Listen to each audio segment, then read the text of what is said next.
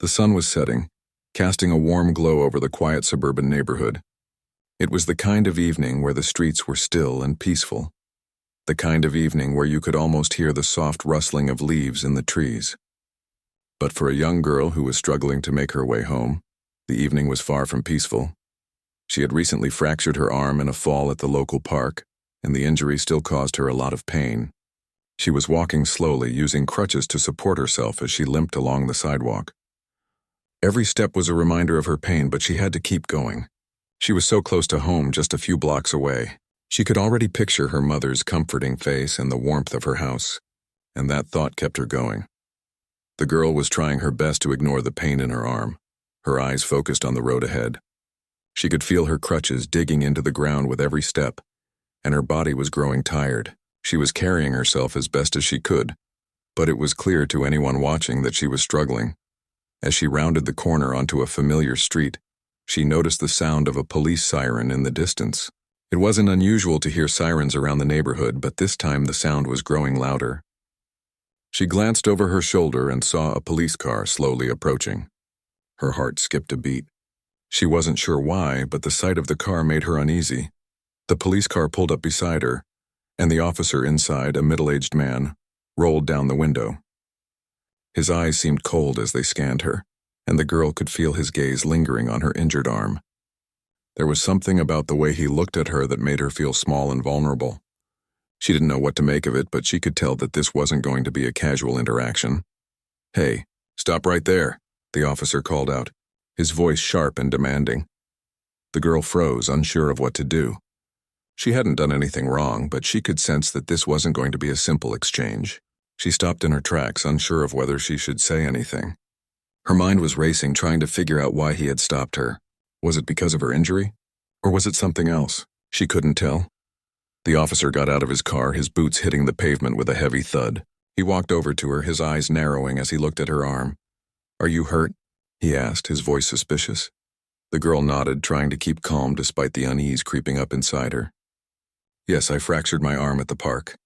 I'm just trying to get home." The officer didn't seem convinced. He stared at her for a moment longer as though trying to read her, and then he crossed his arms over his chest. "You're walking a bit slow," he remarked, his tone dismissive. "You don't look like someone who's really hurt. Maybe you're faking it." The girl felt a jolt of shock. She wasn't sure how to respond. It didn't make sense. Why would she fake an injury? She had never been in trouble with the law before, and she certainly wasn't the kind of person to cause any trouble. Yet, the officer seemed to have made up his mind about her already. "I'm really not," she said quietly, trying her best to explain without sounding too upset. "I'm just trying to get home. I'm in pain." The officer's eyes narrowed further. He stepped closer, his stance intimidating. "Pain, huh? You don't look like you're in pain. Maybe you're just trying to make a scene." The girl's heart started to race. She didn't understand what was happening. She had always been taught to be respectful to authority, but in that moment she felt like the officer wasn't giving her a chance. He wasn't even trying to understand her situation. "I'm just trying to go home," she said again, her voice wavering slightly as she fought back tears. "Please, I'm not causing any trouble." But the officer wasn't listening. His gaze turned even colder, and he stepped forward again, this time getting even closer to her. The girl instinctively stepped back, her crutches tapping against the sidewalk as she tried to create some distance. "That's not how this works," the officer said, his voice suddenly harsh. "You don't get to walk around here and make excuses. You stop when I tell you to stop." The girl felt a wave of fear wash over her. She hadn't done anything wrong, but it didn't seem to matter. The officer's presence was overwhelming, and she could feel the power he held in that moment. She didn't know what else to say. She was scared, her body tense with anxiety. All she wanted was to get home, to be with her family, to feel safe again.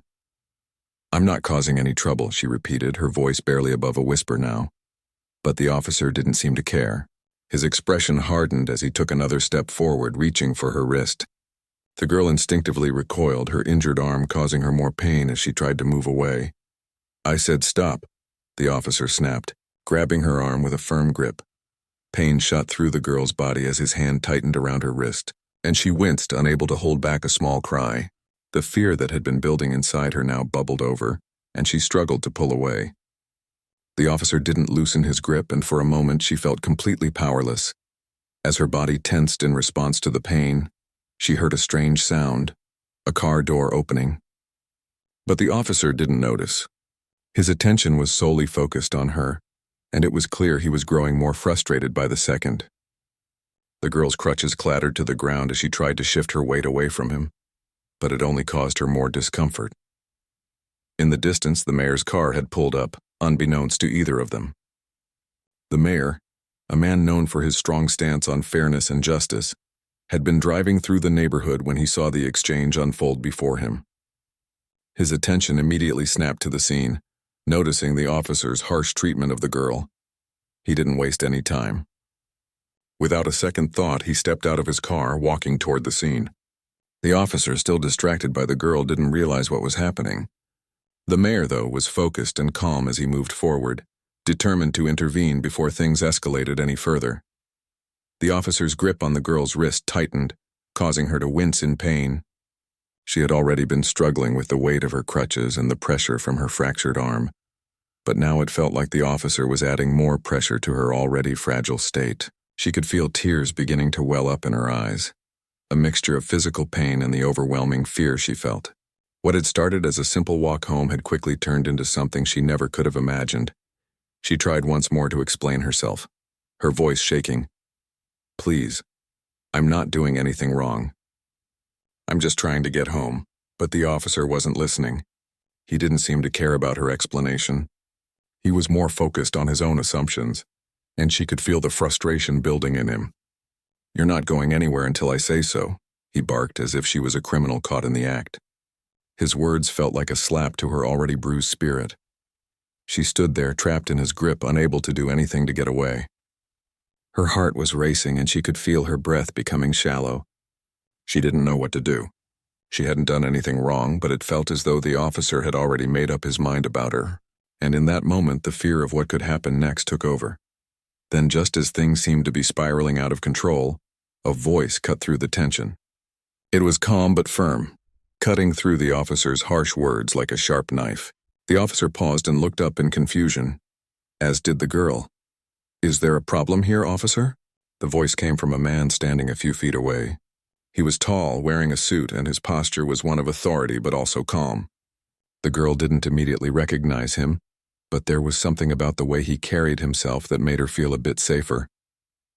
The officer turned to face the newcomer, still holding the girl's arm. "This doesn't concern you," he said curtly, clearly annoyed at being interrupted. The man didn't flinch.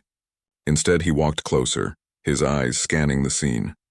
He looked at the girl, his gaze softening, and then back at the officer. "I think it does concern me," the man replied. "You have a young girl here who appears to be injured, and from what I'm seeing, she's not causing any trouble. So I'll ask again, what's going on here?" The officer hesitated for a moment, caught off guard by the man's calm demeanor. He had probably expected the stranger to back off, but instead the man seemed unfazed, standing his ground. "She's acting suspicious. I'm just making sure she's not faking her injury," the officer said, his tone defensive. The girl looked up at the man, her heart pounding in her chest. For the first time in the last few minutes, she felt like someone was seeing her as a person, not just a suspect. The man's presence gave her a glimmer of hope. Maybe, just maybe, someone cared enough to stand up for her. The man took a deep breath and shook his head. Suspicious? A young girl using crutches struggling to walk home from the park? He gave the officer a pointed look, his voice calm but filled with disbelief. "Do you honestly believe she's faking it?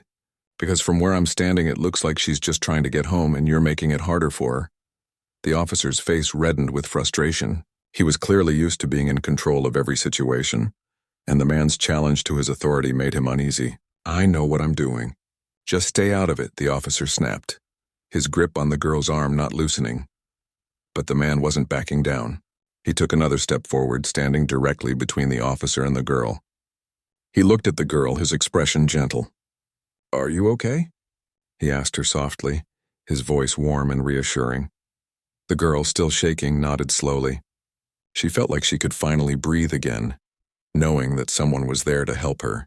"I'm fine," she whispered, though she still felt the sting of her arm and the fear that had gripped her moments ago.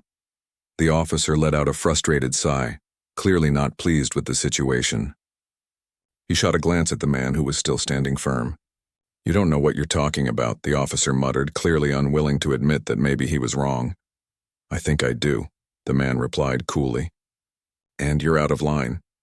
He turned to the girl, his gaze now focused entirely on her. "Do you need medical attention?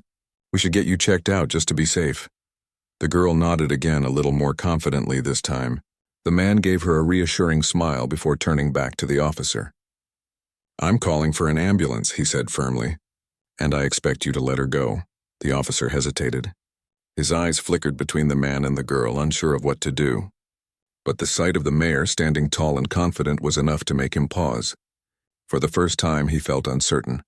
The man's authority was undeniable, and the officer could feel the weight of his own actions pressing down on him. The mayor didn't wait for the officer's response. He stepped to the side, signaling for his assistant to make the call. "You're not in charge here," the mayor said, his voice steady and commanding. "I'll make sure this gets sorted out, and I suggest you step back." The officer, still frustrated, finally let go of the girl's arm, though he didn't seem happy about it. He muttered something under his breath and stepped back, clearly feeling humiliated. The mayor turned to the girl, his eyes softening again. "Are you okay?" he asked one more time. She nodded, her breathing starting to calm as the fear from moments ago began to fade. "Thank you," she whispered, her voice small but full of gratitude. The mayor smiled gently at her, offering a nod of reassurance. "You don't have to thank me. No one should be treated like that, especially when they're hurt." He turned to the officer one last time, his voice hardening. "I'll be filing a report about this, and I expect a full investigation. No one is above the law." The officer didn't respond. He simply stood there, glaring at the mayor, his face full of resentment. But the mayor's attention was no longer on him. He had made it clear that the officer's actions would not go unpunished. And now he was focused on helping the young girl. As the ambulance arrived and the girl was gently guided into the vehicle, the mayor followed closely behind. He made sure she was comfortable, speaking softly to her as the paramedics checked her arm. The officer remained behind, standing in silence, watching as the mayor took control of the situation. He had lost his authority in that moment, and there was nothing he could do to regain it. The girl, though still shaken, felt a sense of relief wash over her. For the first time that evening, she felt safe. And she knew that, thanks to the mayor's quick action, the truth would come to light and she wouldn't be ignored or dismissed. She wasn't alone anymore. The minutes after the mayor's intervention felt like hours for the young girl. She had been loaded into the ambulance, her injured arm carefully bandaged and wrapped, but the whole situation still didn't feel real. Her heart was racing, her mind was a blur, and she could still feel the weight of the officer's grip on her wrist. The fear, the pain, and the overwhelming sense of helplessness she had felt moments before still lingered in her thoughts. But as the mayor walked beside the ambulance, speaking softly to her and ensuring she was being cared for, the girl began to calm down. His presence was reassuring, and his steady demeanor gave her a sense of safety she hadn't felt during the entire encounter with the officer. As the ambulance pulled away from the scene, the mayor remained close by, ensuring everything was handled properly.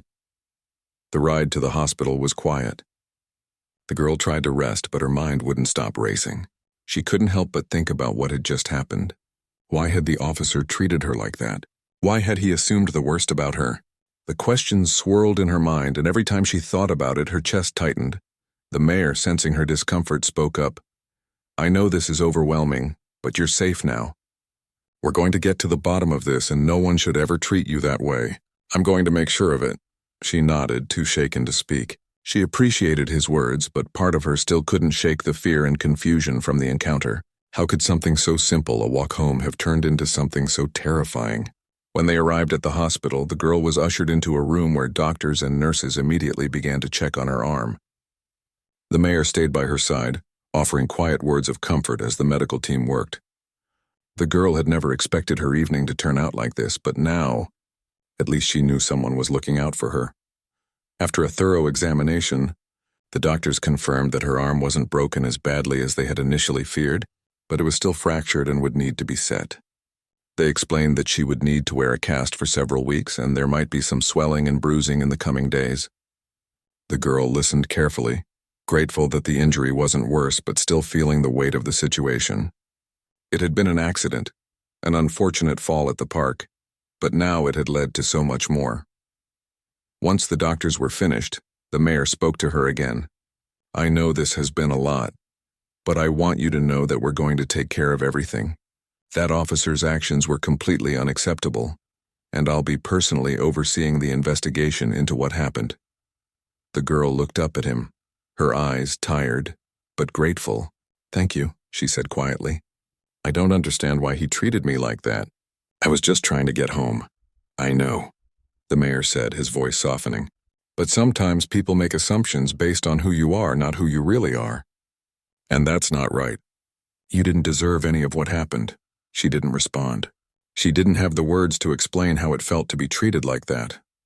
She had always tried to do the right thing, always tried to stay out of trouble, and yet here she was, caught in a situation that felt so unfair. The officer hadn't even asked her what had happened. He had just assumed the worst. The mayor, sensing her silence, gave her a small smile. "I'm going to make sure this doesn't happen again. You deserve to walk through this world without fear, and I'll do everything in my power to make sure that happens." A feeling of relief washed over her as she heard those words. For the first time in what felt like hours, she allowed herself to relax a little. The mayor wasn't just a figure of authority. He seemed to genuinely care, and that made all the difference. She wasn't just a nameless face in the crowd to him. He saw her as a person, and that made her feel heard, even in the midst of all this chaos. As the hospital staff prepared to discharge her, the mayor stayed by her side, making sure she had everything she needed. He arranged for her mother to be called so she could come and take her home. The girl felt a mixture of relief and exhaustion. She just wanted to be back in the safety of her own home, surrounded by her family, where she could process everything that had happened. When her mother arrived, she was visibly worried, but the mayor reassured her, explaining that her daughter was going to be okay. The girl's mother was grateful, but also shocked by the turn of events. She had heard of similar incidents happening, but she never thought it would happen to her daughter. She hugged her daughter tightly, expressing relief that she was going to be okay. The mayor left them with some final words of reassurance. "I'll keep you updated on the investigation," he said. "We won't let this go. We'll make sure the officer is held accountable for what he did." As the mayor walked out of the hospital room, the girl finally allowed herself to take a deep breath. The worst part of the night was over, but she knew the journey ahead wasn't going to be easy. She still had questions, still had anger at the way she had been treated, but she was no longer alone in this fight. The mayor had shown her that even in the face of injustice, there were people who would stand up for what was right. In the days that followed, the girl rested at home, her arm in a bright white cast. The pain in her arm slowly faded, but the emotional impact of the incident lingered. She couldn't stop thinking about the officer's treatment of her, about how he had assumed she was trouble when all she had wanted to do was get home. It hurt, but she tried not to let it consume her. She had her family, her friends, and now she had the mayor who had promised to stand up for her. The investigation into the officer's actions began almost immediately. The mayor made sure it was thorough, speaking to witnesses who had seen the entire encounter unfold. The video footage from the scene had already gone viral, and the pressure on the police department to take action was immense. The mayor's office was inundated with calls from the public, demanding justice for the girl and accountability for the officer's actions. As the investigation moved forward, the girl found herself growing stronger. She had been treated unjustly, but she wasn't going to let that define her. With the support of her family, the mayor, and her community, she began to realize that she had a voice, and she was determined to use it. The day after the incident, a press conference was held, where the mayor spoke out about the officer's actions.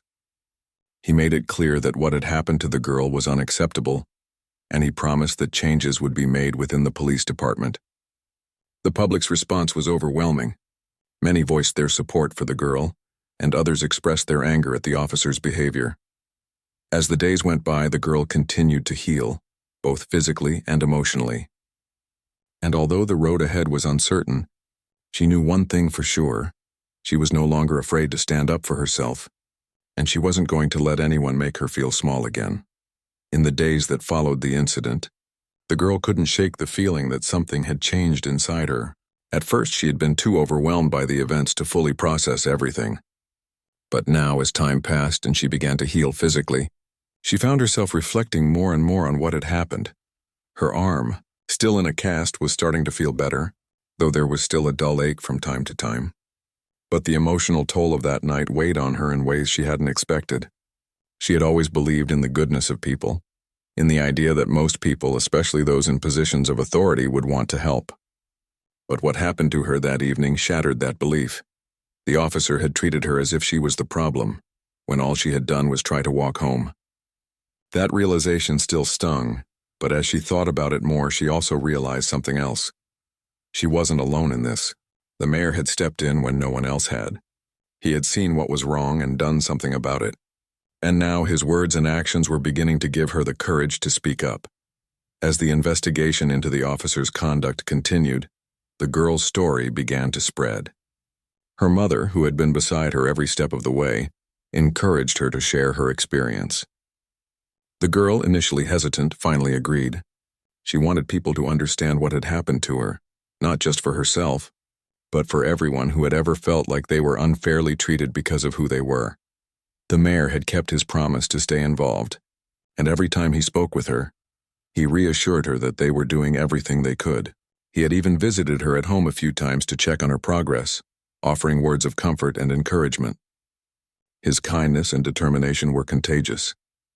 The girl began to feel a renewed sense of strength. She wasn't the scared, helpless person she had been that night. She was someone with a voice, and she was ready to use it. A week after the incident, the mayor announced that the officer had been placed on administrative leave. The news came as a relief to the girl and her family, but it also left them with mixed feelings. The officer's behavior was clearly wrong, but knowing that he was being held accountable didn't erase the pain she felt. It didn't take away the fear that had gripped her that evening. Still, she tried to focus on the positive. Justice was being served, and the people in power were finally listening. The girl's story was beginning to inspire others. She had received messages from people all over the community. Some of them shared their own experiences of being treated unfairly. Others simply offered their support. It was overwhelming at times, but she couldn't deny the strength she felt in knowing that she wasn't alone. She wasn't just one girl fighting a battle. She was part of something bigger. One evening, as she sat with her mother on the porch watching the sun dip below the horizon, the girl spoke up. "Mom, I've been thinking a lot about everything that happened. I don't want it to just be about me. I want something good to come from this. I want to make sure no one else goes through what I did." Her mother, who had been a source of steady comfort through it all, smiled softly and put a hand on her daughter's shoulder. "You've already done something incredible just by sharing your story. You've shown people that it's okay to speak up, to stand up for yourself. Sometimes it's the smallest voices that make the biggest difference." The girl nodded, her heart swelling with pride. Her mother was right. She had already done something important by sharing her experience. But now she wanted to go further. She wanted to help create change, to make sure that no one ever had to feel as helpless and alone as she had that night. She began speaking at local meetings, sharing her story with others who had experienced similar injustices. Her voice, though quiet at first, grew stronger with each word. The more she spoke, the more confident she became. And as her confidence grew, so did her sense of purpose. She wasn't just telling her story anymore. She was starting to become a part of a movement. The mayor, who had been supportive of her efforts, invited her to speak at a public rally. It was an opportunity for her to take her message to an even bigger audience. At first, she was nervous. Standing in front of a crowd of strangers was nothing like speaking in a small meeting room. But the mayor reassured her, telling her that she had already done the hardest part. She had taken the first step. On the day of the rally, the girl stood backstage, her heart pounding in her chest. She wasn't sure what to expect, but she knew one thing for sure. This was her moment to make a difference. When it was finally her turn to speak, she took a deep breath and stepped up to the microphone. As she began speaking, her voice wavered slightly at first. But as she continued, the words came more easily. She told the crowd about the night she had been stopped by the officer, about how she had been treated as if she were a criminal simply because of the color of her skin. She spoke about her fear, her pain, and how it felt to be misunderstood. But she also spoke about the support she had received from the mayor and her community, and how that had given her the strength to keep going. I don't want anyone to ever feel the way I felt, she said, her voice gaining strength. I don't want anyone to be treated like they don't matter, like their lives don't count. We all deserve to be treated with respect, no matter who we are. The crowd was silent for a moment, and then a wave of applause broke out. The girl's words had struck a chord with so many people, and she could feel the power of that moment in her chest. She wasn't just telling her story anymore. She was speaking for others, too. She was helping to shine a light on an issue that had affected so many, but had too often been ignored. After the rally, the girl felt a sense of peace she hadn't felt in a long time. She had used her voice to stand up for what was right, and that had made all the difference. She had found a sense of purpose in the face of adversity, and that purpose was stronger than any fear or uncertainty. As the days turned into weeks, the officer's case moved forward. The investigation was thorough, and the pressure on the police department to take action was immense. The mayor had promised that there would be consequences for the officer's actions, and he was keeping that promise. It became clear that the community was watching, and the officer's fate was now in the hands of the system. The girl's life, though still recovering from the trauma of that night, was beginning to feel like it was moving in a new direction. She had found her voice, and with that voice she had found the courage to fight for change. She no longer felt powerless. She no longer felt like she had to be silent. She had become a beacon of hope for those who felt they had no voice, and in doing so she had reclaimed her own sense of strength. As time passed, the story of the girl's encounter with the officer began to fade from the headlines, but for her it was still very much alive. Every day felt like a reminder of the strength she had found within herself, but also of the painful truth that the world wasn't always as fair as she had hoped. Still, she continued to move forward, focusing on the positive steps that had come from her difficult experience. She wasn't the same person she had been before the incident. She was stronger now, more confident and determined to keep pushing for change. The investigation into the officer's actions continued, with many people from the community rallying behind her. The mayor, true to his word, had stayed involved in every step of the process. His office released a statement, reaffirming the commitment to justice and ensuring that the officer's actions would not be overlooked. People spoke out in support of the girl, sharing their own stories of how they had been treated unfairly. It was clear that the incident had struck a chord with many, and it seemed that the officer's actions were just the tip of the iceberg. The girl's role in this movement had grown.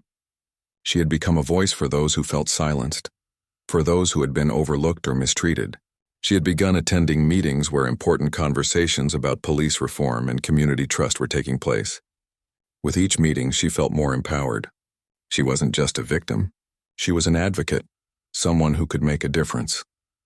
One evening, as she sat in a meeting with a group of community leaders, the mayor stood up to speak. He had been instrumental in pushing for accountability and reform, and his presence in these conversations gave everyone hope. What happened to this young girl is unacceptable, he began, looking around the room at the gathered officials. It's a reminder of the work we still have to do, not just here in our community but across the country. We have to ensure that everyone is treated with respect and dignity, no matter their race, gender, or background. The girl, sitting a few feet away, felt a wave of gratitude toward him. He had not only stood up for her, but had also used his position to make sure others didn't have to go through what she had. He was making sure her voice was heard, and that meant everything to her. The investigation into the officer's actions was still ongoing, and the community was keeping a close eye on the outcome. It became clear that this was more than just one officer's misconduct.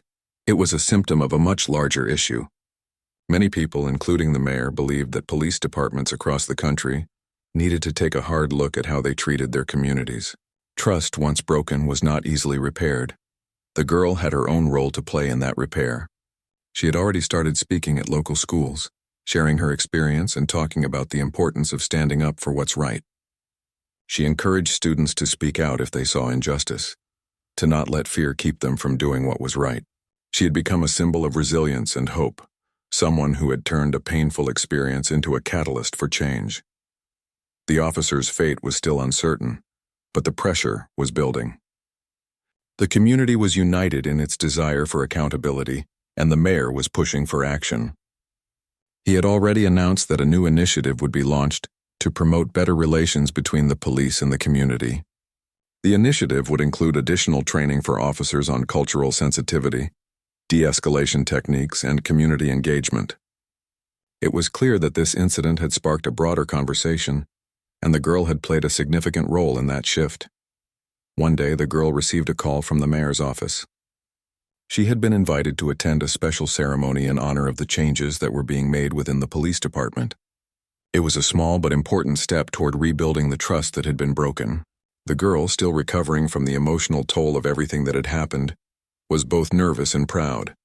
She was being recognized for her courage and her determination to make a difference. It was a humbling experience, and she knew that this was only the beginning.